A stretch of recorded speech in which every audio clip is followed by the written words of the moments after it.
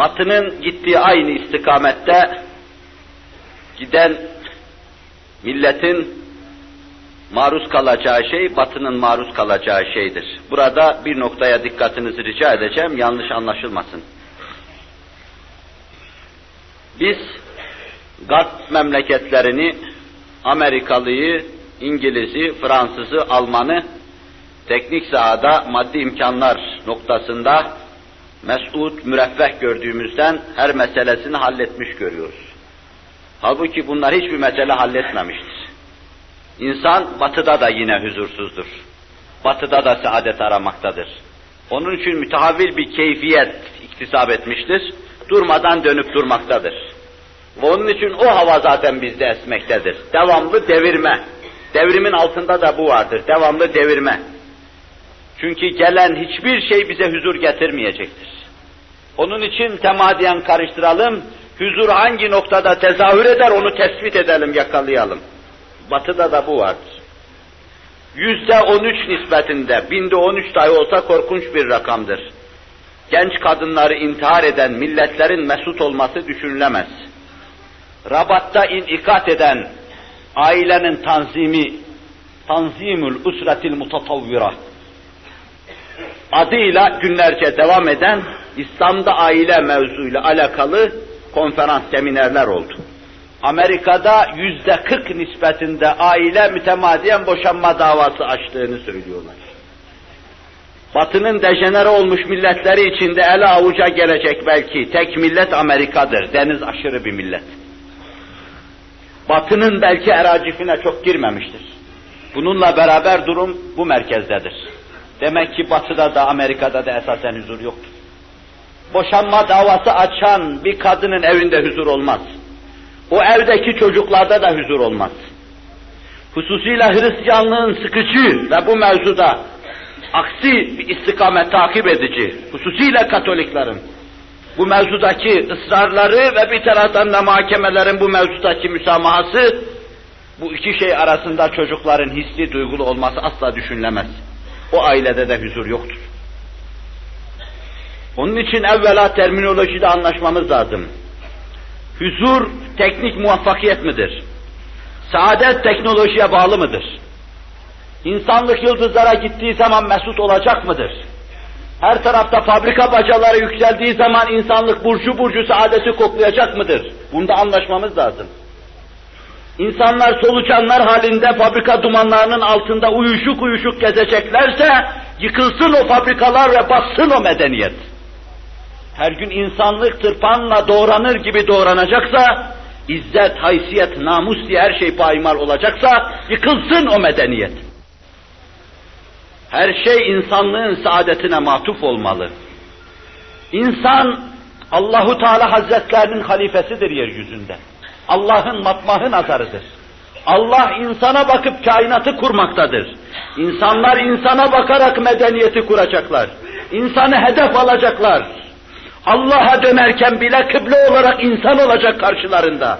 Mihrab olarak insan dikilecek karşılarına. İnsan en muazzez varlıktır. وَلَقَدْ كَرَّمْنَا بَنِي آدَمْ وَحَمَلْنَاهُمْ فِي الْبَرِّ وَالْبَحْرِ diyor Allah Celle Celaluhu. İnsanoğlunu andolsun ki en mükerrem, en müşerref yarattık. Ve sonra hem karayı hem denizi onu sırtına alan, gezdiren varlıklar halinde emrine müsahhar ettik. Karada da denizde de onu denizin ve karanın sırtına yükleyiverdik. Her şey emrine amade hale getirdik. Allah nazarında insan bu. Teessüs eden medeniyet nazarında, kurulma gayreti içinde bulunan parlamenter sistemler nazarında, kurulmak istidadında olan sanayi nazarında insan hedef alınmadıktan sonra kurulan şeylerin hiçbirinin kıymeti yoktur ve huzur getirmeyecektir bunlar. Avrupa'ya bunlar huzur getirmedi. Ne acıdır ki biz onların tecrübe edip ve huzura kavuşamadıkları aynı şeyleri tecrübede ısrar ediyoruz. Bir de biz deneyelim diyoruz. Boğuldular, battılar, mahvoldular. Bütün insanlıklarını kaybettiler. Tasvir eğer dinim cevaz verseydi, efkarım buna müsaade etseydi tasvir edecektim, siz de görecektiniz. şu eracif haline getirdikleri medeniyet, biz de bir tatbik edelim bakalım ne oluyor hele, bir tadalım diyoruz. Şuursuzca. Bir noktaya daha dikkatinizi aklıma geldi, istirham edeceğim. Bizimle Batılılar arasında mühim bir noktada bir ayrılma vardır. İlmin galebesiyle Hristiyanlık ve ruhbanlık hakimiyeti, sultası yıkılmıştır. İlmin galebesiyle yıkılmıştır. İslam alemi için böyle bir şey bahis mevzu mu değil mi? Ben meseleyi arz edip onunla başlayacağım. Bir yönüyle Avrupa'da kilise hakimiyeti altında ağır vergiler fertlere tarh ediliyordu. Fertler keyfe mayeşa mesul tutuluyordu. Kilisenin değişen kanunları karşısında, teokratik sistem karşısında, durmadan ruhani reislerin icat ettikleri, içtihad ettikleri kanunlar karşısında fertler tedirgin olmuş, bizar olmuş, bitap düşmüşlerdi. Açlık, susuzluk, feryat ayyuka çıkıyordu. Ciddi bir ilim düşmanlığı vardı. İlme hiç müsamaha gösterilmiyordu. Hiç kimsenin şahsi hayatını, aile hayatını ilgilendirmediği halde, kilisenin kanunlarına, muvakkaten olan kanunlarına ters olduğundan, mütenakız olduğundan, meydana gelen bütün ilmi buluşları, keşifleri kilise enine uzununa bakmadan tereddütsüz reddediyordu. Kimse ilim adına cesaret edemiyordu. Ben araştırma yaptım. Kendime göre bir mikroskop icat ettim. Laboratuvarımda edindiğim tetkikler neticesinde mikropları keşfettim. Cüzamın mikrobunu keşfettim demeye kimse cesaret edemiyordu. Ve cüzama şu ilacı buldum diyemiyordu hekim. Astronomi adına bir kaşif bir şey söylüyordu, mahkeme huzurunda gözleri çıkarılmaya mahkum ediliyordu. Atom mevzuunda kimse bir şey söylemeye cesaret edemiyordu. Kilisede ne varsa onlara uymaya mecbur ediliyordu. Bir taraftan fertlerin, hususiyle fakirlerin ezilmesi, bir taraftan kadının hukukuna riayet edilmemesi, düne kadar canı var mı yok mu münakaşasının yapılması, bir taraftan büyük iş yerlerinde, fabrikalarda, iptidai fabrikalarda kadının yarım insan sayılarak yarım ücretle çalıştırılması, Avrupa'da ve bunların altında dinin, Hristiyanlığın bulunması, dine karşı bir küskünlük hasıl etti. İlmin galebesiyle kiliseye ait her şey beraber gümbür gümbür yıkıldı. İlmin galebesiyle her şey yıkıldı. Aileyi kilise tanzim ediyordu. İzdivaç şöyle olacak diyordu. Delikanlı bir kızın yanına ya sokulur ya sokulmaz. Üniversitenin bahçesinde gezer veya gezmez. Açık saçık ala meleğin nas bir kızın bir delikanlıyla üniversitenin bahçesinde gezmesi ahlaksızın daniskası düpedüz ahlaksızlıktır diyordu. Diyordu ama bütün bunlar hepsi kiliseden çıktığı için, ilimde kiliseye galebe çaldığı için, baronlar ilmin tarafına geçtikleri için, kilise ezilirken bu cenderenin altında, bu değirmen taşlarının altında öğütülürken, ahlaki bütün prensipler, bütün değer hükümleri beraber ifna ediliyordu. Bu Avrupa'da patlatılan bir bombaydı. Bir atom bombası gibi. Hiroşima'ya atılan bir bomba gibi bir şeydi. Ama radyoaktif tesiri bütün dünyayı tesir altına alacaktı. Yavaş yavaş bütün dünyada aynı hava tesirini gösterecekti. Her yerde aynı sözler söylenmeye başlandı ama hakikaten İslam aleminde böyle bir şey bahis mevzu muydu acaba? İslam aleminde ilme karşı dinin cephe alması vaki miydi? Kadın fabrikalarda yarım ücretle yarım insan sayılarak çalıştırılıyor muydu? Şimdi yapılıyor o. Yarım ücretle kadın esir olarak şimdi çalıştırılıyor esasen. Erkeğe verilen tam ücreti vermemek için kadını oyun olarak kullanıyorlar burada, çalıştırıyorlar. Bu zillet, kadına karşı bu kötü durum şimdi irtikap ediliyor. Avrupa'da da vardı. Ama İslam'ın aziz olarak hüküm fermi olduğu devirlerde kadın efendiydi. Hiçbir zaman bu zillete, bu mezellete maruz kalmamıştı. Hiçbir ilim adamı küstürülmemişti. Diyanetin hiçbir zaman devlet üzerinde, millet üzerinde baskısı olmamıştı. Daima kuvvet hakta tasavvur edilmişti. Hakka herkes boynunu bükmüş, inkiyat etmişti. Hükümdarlar hakkın karşısında dize gelmişlerdi. Hak adına söylenen bir söz karşısında hükümdar, hakkı söyleyenin elini ayağına kapanmıştı. Fatih Hızır Çelebi'nin elini ayağına kapanmıştı. Başka bir hükümdar İmam Nevevi'nin elini ayağına kapanmıştı. Başka birisi başkasının elini ayağına kapanmıştı ve Hazreti Ömer bir Yahudi ile mürafaa olmuştu, Hazreti Ali bir Yahudi ile mürafaa olmuştu. Kuvvet hakta görülmüş, izan edilmiş ve hak karşısında daima dize gelinmişti. Binaenaleyh dinin hakimiyetinden küsmeye kimsenin hakkı yoktu. Bir hoşnutsuzluk bahis mevzu değildi. Kadının hukukuna tecavüz edilmemişti. O aziz bir hanımefendi olarak elde tutuluyordu. Ama aynı şey İslam aleminde de tatbik edildi. Aynı kalıp uyacak gibi ve biz de hiç tereddüt etmeden bunları aldık, kabullendik, dine karşı bir tavır takındık, bir vaziyet aldık. Çocuklarımızın ahlaklı veya ahlaksız olması mevzuunda mütabakata varmamız lazım. Sizinle beraber mütabakata varmamız lazım. Körü körüne Batı'yı taklit etmemek için, adım adım arkalarından gitmemek için mütabakata varmamız lazım. Neyi iyi, neyi kötü görüyoruz. Kızımızın ve oğlumuzun nasıl bir hal iktisap etmesini düşündük mü acaba? Mesela ben şöyle olmasını arzu ediyorum.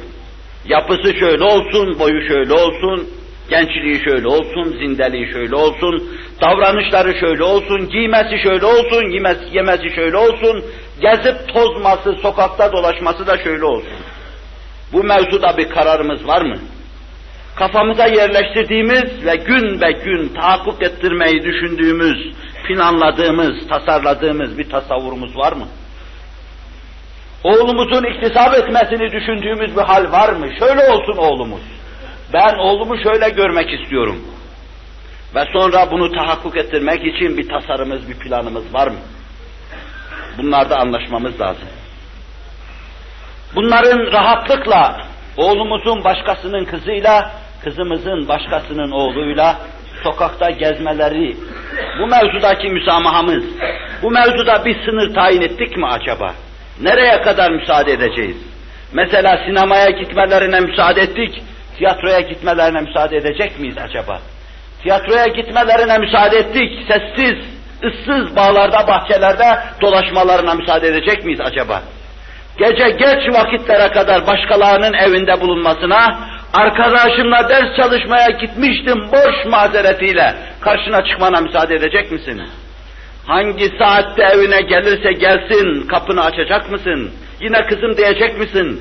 Atacağı yalanları kabul edecek misin? Oğlunu keza aynı vaziyette sinene basacak mısın?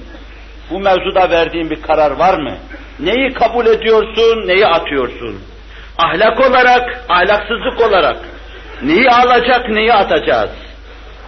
Nelere iyi diyoruz, nelere kötü diyoruz? Bunlarda mütabakata varmak lazım. Hoşnut değil iseniz ne düşündünüz? Bu mevzuda başvurduğunuz bir çare var mıdır? Çare bulamadıysanız kaç defa kapı dövdünüz? Kaç mütehassısa başvurdunuz? Kaç defa ağladınız bu mevzuda? Kanaatinizi bilmek çok mühimdir bu mevzuda. Bu size aittir. Bu yakınınıza aittir. Bu komşunuza aittir. Bu sizin milletinize ait bir uzuldur, bir rükündür. Ama ne düşündünüz?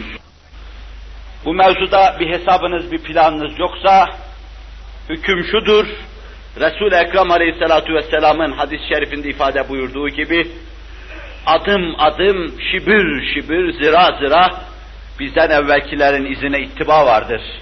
Onların arkasına takılıp gitme vardır. Batının düştüğü aynı ateşin içine düşme vardır. Aynı vadide huzuru yakma, aynı vadide saadetten mahrum kalma vardır. Ve işin temelinde Allah'ı unutma vardır. Muhasebe duygusuna yad düşme vardır. Resul-i Ekrem'i ve Kur'an'ın prensiplerini hatırdan çıkarma vardır. Alev alev göklere doğru yükselen bir alev vardır. İçinde yanan iman vardır, ameli salih vardır. Allah'ı hoşnut edebilecek keyfiyetler vardır. Batının düştüğü aynı ateştir. Edayı değiştireyim. Hepimizin az çok müşteki olduğumuz evlatlarımız var. evlatlarınız var. Ben efradin aslan bir ferd olarak sizin namınıza bazen karışıyorum. Çok defa bu mevzudaki düşüncem şudur, siz nasıl düşünürseniz düşününüz, cürmümün, günahımın gelecek bir nesilde tezahürü endişesi beni böyle kalmaya, böyle düşünmeye zorlamıştır.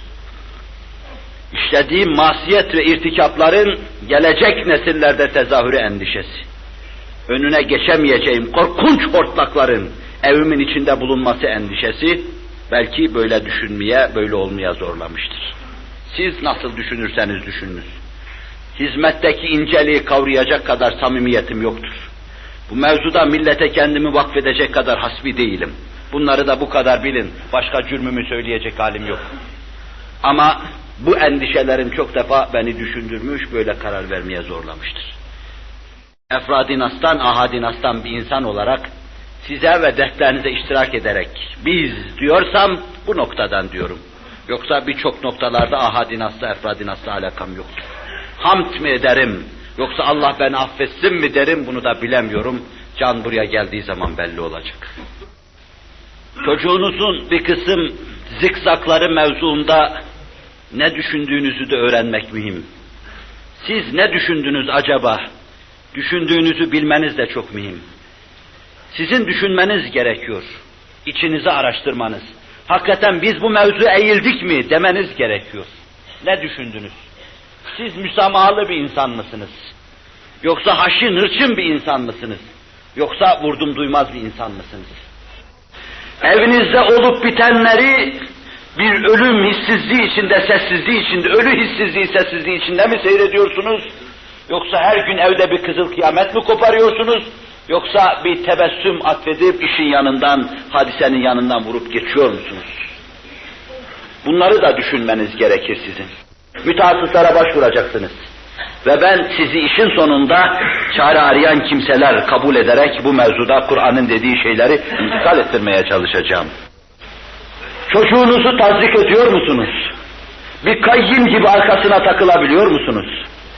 Arkadaşlık kurduğu bütün kimseleri görüyor musunuz? Veya onları tayin edebiliyor musunuz? Çocuğunuza iyi bir vasat hazırladınız mı? Tertemiz, sıcak bir yuva ihtar ettiniz mi? Güzel melek gibi arkadaşlarla onu tanıştırdınız mı? Yoksa o şeytanlarla cirit mi oynuyor? Düşündünüz mü bunları? Sadece okula koyma, muallime teslim etme kafi midir acaba bir çocuğu için? Camiyi gösterme, müezzinin sesini dinletme kafi midir acaba? Bir Kur'an kursuna koymak yetiyor mu acaba? Hatta şunu da diyeyim, Arapça öğretmek, bir medreseye koymak yetiyor mu acaba? Bütün bunların yeterliğini veya yetmezliğini düşündünüz mü?